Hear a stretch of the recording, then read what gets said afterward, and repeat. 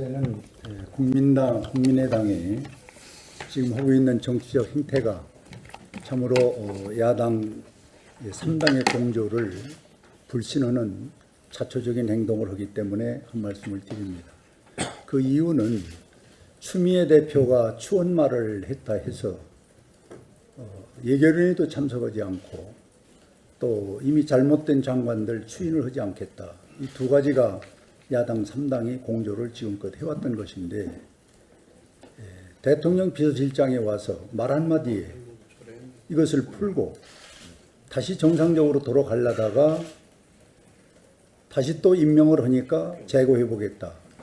이렇게 되면은 우리 야당의 공조를 누가 깨는 것인가 하는 것이 자명한 일이 됐고, 또 요번에 그 머리 자르기라는 그 핵심의 몸통은 구속이 됐다고 봅니다. 그럼 구속되기 전에 당에서 당당히 잘못된 걸 밝혀야지, 구속되니까 뭐 안철수 전 대표를 비롯한 많은 분들이 사과를 하는 모습은 앞뒤가 안 맞는 그런 국민당의 처사다. 또 대통령 비서실장이 와서 이 추경 예산의 기본 요건이 맞질 않아서 심의를 못하겠다는 그분들이 대통령 비서실장 와서 그 요건이 갖춰졌습니까? 이런 내용도 없고 형식적인 거칠에 의해서 야당의 공조를 우리는 바라기는 앞으로 어려울 것 같다. 그 속에서 우리 정우택 대표가 그동안 얼마나 고생했는가를 저는 감히 짐작할 정도로 요즘에 그 결과를 보고 개탄을 하지 않을 수 없다는 말씀을 드립니다. 또 하나는 지금 정책의장께서 말씀이 있었습니다마는 한미 FTA 문제입니다.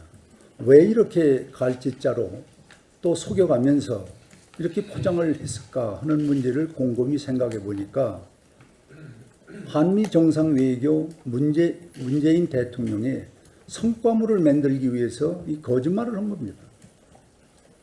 여기는 틀림없이 저는 개인적으로 이면 합의가 있었을 것 같고, 또 하나는 사전에 사후에 교감된 일을 이렇게 미화해서 성과물에 흠집이 생길까 해서 한미 FTA를 속인 것입니다. 미국이 어떤 나라입니까?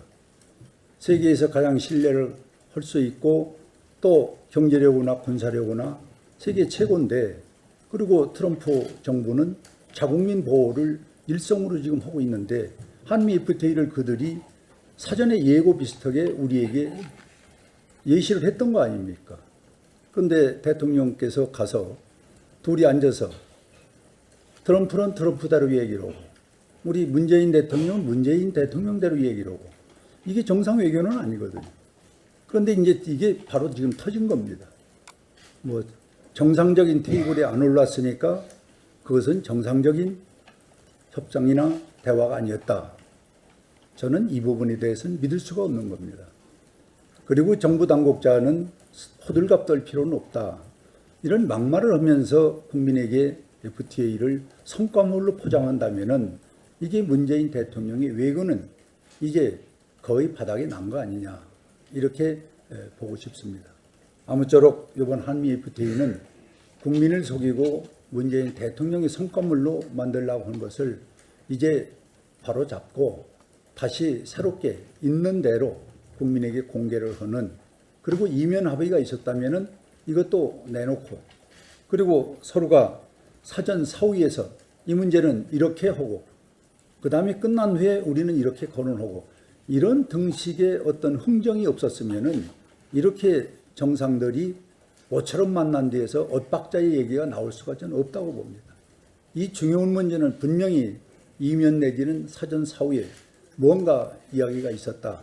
그것을 저는 국민에게 공개하는 것이 늦어지면은 문재인 정부가 신뢰를 쌓아가는 하나의 단초가 되지 않냐, 이렇게 생각을 갖습니다. 이상입니다.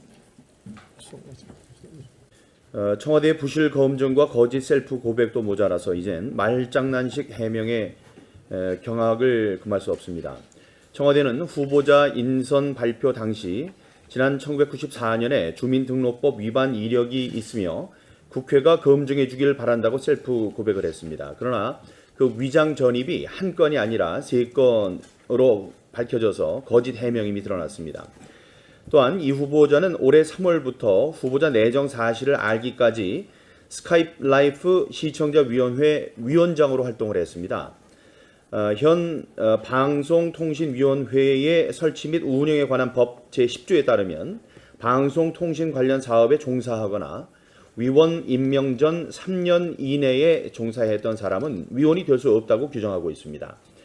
방송위원회는 결격 사유에 해당되지 않는다고 해명하고 있습니다. 하지만 법률 자문을 받아봤더니 특정 사업자의 고유 업무를 내부 위임 내지 위탁을 받아서 처리한 후보자를 임명한 것은 방송위원회 설치법의 입법 취지에 배치되며 이는 명백한 결격 사유에 해당됩니다.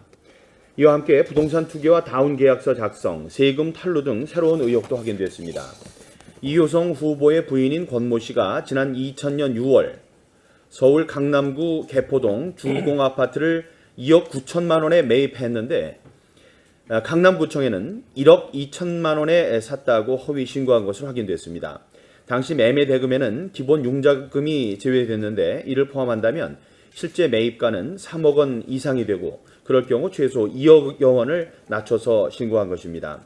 당시 신고가 1억 2천만 원 기준으로 취득세, 등록세와 지방교육세 등으로 모두 672만 원의 세금을 납부했지만 실제 거래 금액인 2억 9천만 원을 기준으로 한다면 세금은 1,624만 원이 돼서 최소 1천만 원가량의 세금을 탈루한 것이 됩니다. 또 개포동 주공 아파트는 2000년 3월 재건축 바람이 불면서 가격이 급등하다가 서울시에서 용적률을 내려서 가격이 주춤한 바 있습니다. 그 시점에 후보자가 아파트를 매입했는데 해당 아파트의 현재 시세는 약 15억 원에 달해서 약 5배의 차익을 거두었습니다. 이효성 후보자는 문재인 대통령이 제시한 5대 인사원칙 가운데 위장 전입에 이어 투기, 탈세까지 3개에 해당이 되고요. 다운 계약서와 탈세는 조대엽 고용노동부 장관 후보와 김상조 공정거래위원장, 강경화 외교부 장관에 이어 이번 정부에서만 모두 4번째입니다. 이효성 후보자는 방송위 설치법에 명시된 결격 사유에 해당하는 무자격 후보이자 문재인 정부의 5대 인사원칙 가운데 위장 전입, 부동산 투기, 탈세 등 3개에 해당되는 부적격 후보인 만큼 다음 주로 예정되어 있는 인사청문회는 실시할 필요조차 없다고 생각합니다. 그동안 언론의 발전과 후학 양성을 위해 많은 노력을 하셨던 만큼 쌓아온 명예를 위해서라도 스스로 사퇴하시는 게 제자들에게 부끄럽지 않은 선택이 될 것입니다. 아울러 청와대의 부실 검증이 오늘 내일의 문제는 아니지만 더 이상 두고 볼 수 없는 수준이고 특히 이번 위장전입 논란과 관련해서 청와대가 보여준 말장난식의 경솔한 대응은 반드시 책임 있는 조치가 있어야 된다고 생각합니다. 이상입니다. 보면서 참 안타까운 생각이 듭니다. 이거는 뭐 내로남불 수준을 넘어서 내정 남적 수준이다 이런 생각이 듭니다. 내가 하면 정의, 남이 하면 적폐. 새 정부는 적폐 청산하겠다라고 하면서 그리고 정의로운 국가를 만들겠다라고 출범을 했습니다. 하지만 새 정부에 이제 각 행정부를 이끌어가서 국민들에게 새로운 새 정부의 국정을 보여야 될 그 수장들이 그야말로 국민적 시각에 보면은 적폐 덩어리 그렇게 보이는 그분들을 내가 임명하면 정의롭고 또 우리 야당에서 주장하면 적폐적인 주장이라고 하는 이 정말 잘못된 인사 원칙이 그야말로 대통령학 때 약속한 5대 원칙이 아닌 이번 인사 원칙은 내정 남적의 원칙에 의해서 인사가 이루어지지 않나 하는 심히 안타까운 생각이 듭니다. 이번에 임명 강행된 분들 정말 자성하고 국민적 시각에서 진정한 정의가 뭐고 적폐가 뭔지에 대해서 다시 한번 깊이 성찰해 주시기를 간곡히 호소드립니다. 저는 어제 우리 자유한국당의 재대책위원장으로 새롭게 임명됐습니다. 여러 가지 많은 책임을 느낍니다. 지난 봄부터 겨울부터 시작된 가뭄이 유례없는 그 가뭄이 지속됐고 이러한 현상은 내년에도 또 지속될 수 있다는 생각이 듭니다. 여름에 정말 집중호우 몰아치면서 또 이 가뭄 길어지는 이러한 기후 현상에 대비해서 항구적인 가뭄 대책 그리고 이런 홍수 대책이 마련된다고 봅니다. 그런 의미에서 4대강 정비로 만들어진 물그릇을 보강하고 또 구석구석에 부족한 물그릇을 확보하는 그런 정부의 노력 그리고 이 물그릇과 물그릇을 연결해서 서로 이제 물이 원활한 필요한 곳에 공급될 수 있는 그러한 어떤 정부의 재원 대책이 필요하다고 보입니다. 저는 그런 의미에서 이번에 추경 어거지로 공공원에서 일자리를 만든다는 이런 방식보다는 이렇게 국가적인 항구적인 재해 대책에 좀 더 우리 재원 배분이 더 필요하다 이런 생각이 듭니다. 거기에다가 또 물관리 일원화를 하겠다고 합니다. 어거지로 무슨 근거에 의해서 그야말로 국토부에 있던 물관리 업무를 환경부로 일어나게 했다고 하는지 그런 내용을 담은 정부적 법 개정 강행 이거는 근본적으로 재검토를 해야 된다고 봅니다.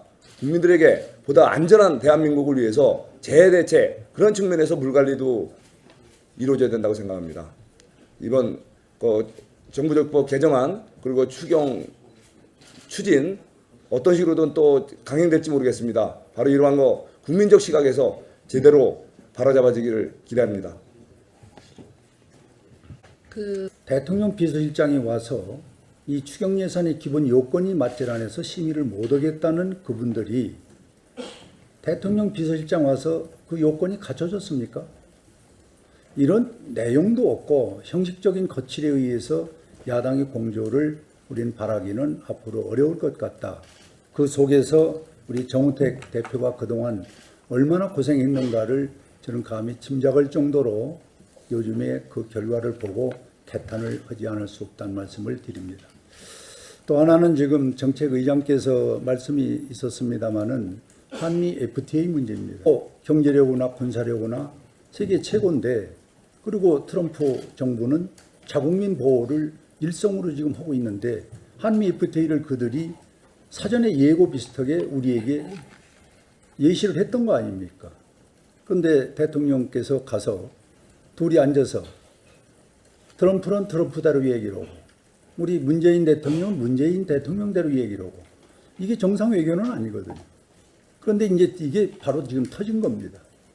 뭐 정상적인 테이블에 안 올랐으니까 그것은 정상적인 협상이나 대화가 아니었다.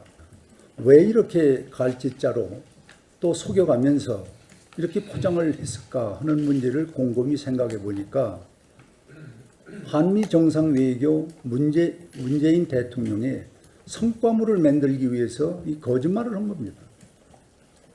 여기는 틀림없이 저는 개인적으로 이면 합의가 있었을 것 같고 또 하나는 사전에 사후에 교감된 일을 이렇게 미화해서 성과물에 흠집이 생길까 해서 한미 FTA를 속인 것입니다. 미국이 어떤 나라입니까? 세계에서 가장 신뢰를 할 수 있고 또 풀고 다시 정상적으로 돌아가려다가 다시 또 임명을 하니까 재고해보겠다. 이렇게 되면은 우리 야당의 공조를 누가 깨는 것인가 하는 것이 자명한 일이 됐고 또 요번에 그 머리 자르기라는 그 핵심의 몸통은 구속이 됐다고 봅니다. 그럼 구속되기 전에 당에서 당당히 잘못된 걸 밝혀야지 구속되니까 뭐 안철수 전 대표를 비롯한 많은 분들이 사과를 하는 모습은 앞뒤가 안 맞는 그런 국민당의 처사다. 또 그때는 국민의당이 지금 하고 있는 정치적 행태가 참으로 야당 3당의 공조를 불신하는 자초적인 행동을 하기 때문에 한 말씀을 드립니다. 그 이유는 추미애 대표가 추원말을 했다 해서 예결위에도 참석하지 않고 또 이미 잘못된 장관들 추인을 하지 않겠다. 이 두 가지가 야당 3당이 공조를 지금껏 해왔던 것인데 대통령 비서실장에 와서 말 한마디에 이것을